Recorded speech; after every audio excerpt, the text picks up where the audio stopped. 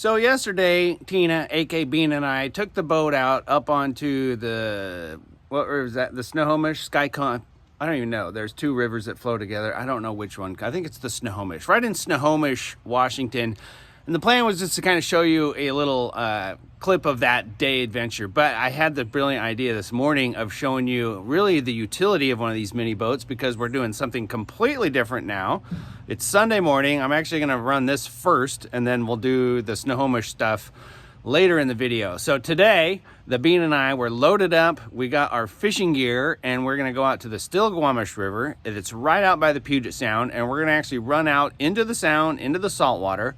We're gonna find some rocky, kind of sandy, pebbly beaches, and we're gonna do some fly fishing for a trout that's kind of cool up here. It's called sea run cutthroat. So the cutthroat trout come out of the rivers, they go out into the Puget Sound, and they munch on shrimp and small other little creatures. So they get big, and it's kind of fun to, if you can find them. They're kind of hard to find, but I kind of think we're gonna get skunked. But my whole purpose of this video is to show you the total utility of these things. Like I've used this thing duck hunting. I take it duck hunting, fishing, ripping through side channels, partying on the sandbars, lake boating. Like, it really is a true multi-purpose boat. So I'm gonna spin it around and kind of show you how we got this thing loaded up to go out into the sound and go fishing. So here's the RS Racecraft Skookum. We are loaded up to go fishing. I kind of want to just show you what all we got here. And for space, we got the 24-gallon fuel tank, so we can go for hours and hours and hours. A little bit of storage on this side.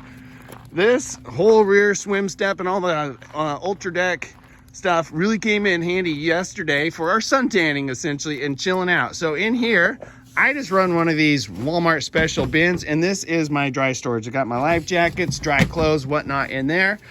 Got our Yeti full of tasty beverages, snacks, and everything else to go in there. And oh, what's that? That's a secret my secret product I'll show you in a little bit about my sun tanning and my umbrella, if you will. Got our fly gear or fly rods in here, our little fold up clique chairs that we'll highlight those a little bit later, our gear, our boat, rope, everything. So we are ready and loaded up to go out fishing. We'll take some videos of that. This is honestly the first time I've ever taken out into the salt. Well, no, it's not true. We did that duck hunting, but just momentarily. Thing about the salt water, you got all stainless steel fittings, hose clamps, and all that other stuff. Should be fine. And as we come back up the river, we're back into fresh water. So just running it in the river naturally flushes it out. So I'm not too worried about running in the salt at all. So let's pause this thing and head out and go fishing. Today I'm going out fly fishing. I got a whole bunch of stuff in my RS Racecraft. You want to see it? It's cool out there. No, do that again. Look at my souped up stereo system in my RS Racecraft. You're ridiculous. Water's pretty low. Yeah. Think we'll make it? Always. Always? Always. Okay, you want to rock and roll? Go catch some trout? Okay. First time running the mini boat with this hat. We got a first test to see if it'll stand. Here we go.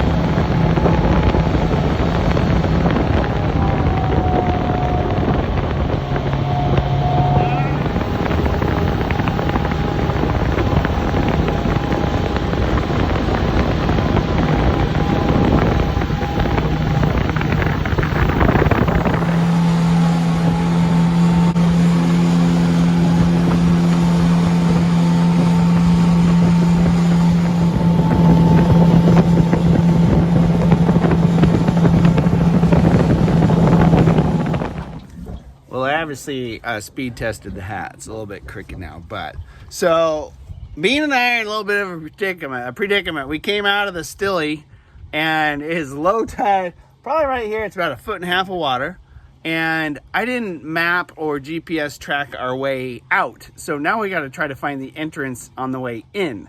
And man, there's literally seals sunning themselves, or seagulls. It's low tide. And it's a pretty big delta. If you can see, like, all the way across that's the whole Stillaguamish River delta. So we got to go try to find the entrance to that thing. And worst case scenario, I guess we get stuck and pitch up the umbrella and wait for the tide to come in to float us off. So here we go.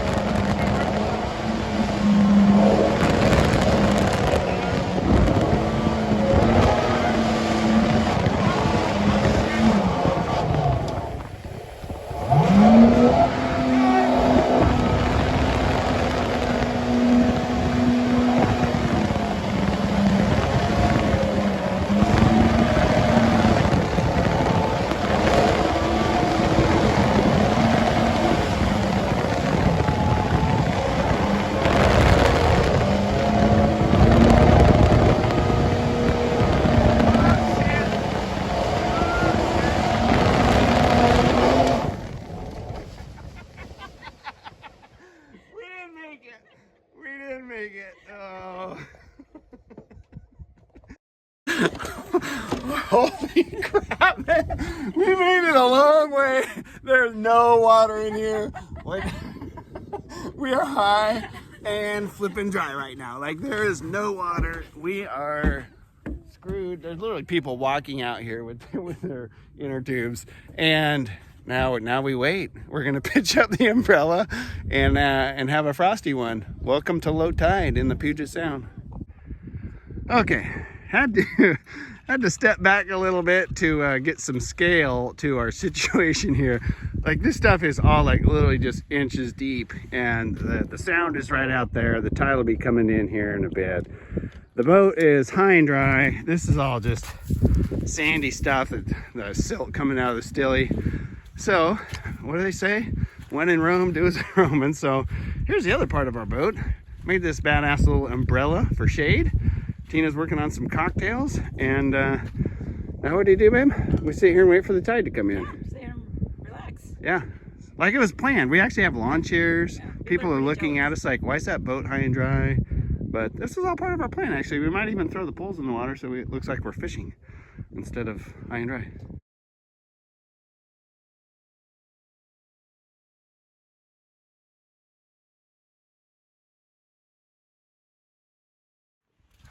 All right, so I'm trying to assess where my decision making went wrong, and it was that little island right there. I cut to the inside. That was the mistake. You can see the water moving out there. That's where I screwed up. So, but what's kind of cool is when you look at our whole overall situation of where the boat is, and my handy assistant, Tina, like that water isn't even covering her flip-flops. Like, we came shooting up this thing. I was gonna try to clear and get into that other water over there. But when you come up here, like, this is literally an inch deep, and the boat made it all the way up to there, almost into the deep water on the other side.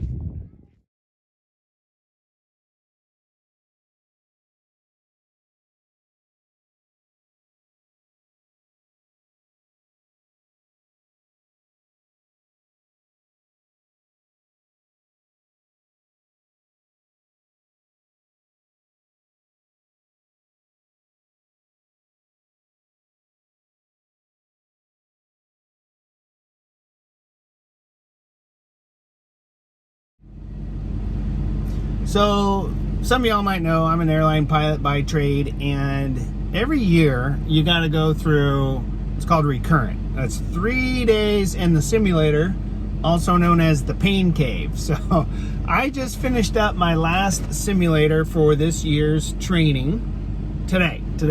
What is today? Saturday. And Tina and I, also known as the Bean, also known as the girl that washes the C8 with a brush. I love those comments. They made me laugh, made us both laugh. So, just got done with our simulator. We just got hooked onto the mini boat, and we are launching here in Skykomish. And lo and behold, there's some sort of a concert or something going on. So the boat ramp is a shit show. So we're trying to get launched, and we're going to go down to a place called the Sandbar, I guess, and see what other kind of mini boaters or speedboats or whatever's down there. So we thought we would say hi and go film what's, who knows what's going to be down at the Sandbar. We'll find out. Hopefully there's some cool boats. We'll catch you up down there.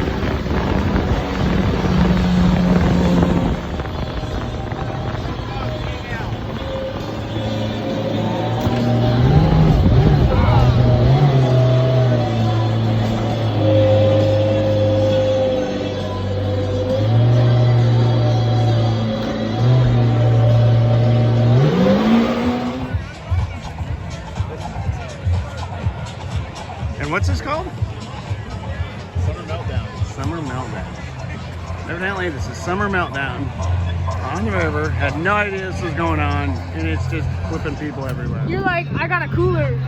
And I was like, oh, I would be doing spins every 100 feet. yeah, you can play harder than that. Ride the fucking little jetboat. Shit! We jumped it. Yeah, he was scared. He's like, how do I find a jump? We jumped it, fucking face planted. Oh fuck! He was like, he's like, you good? You good? Just stay connected with everybody. Yeah. It's all you know. Hey.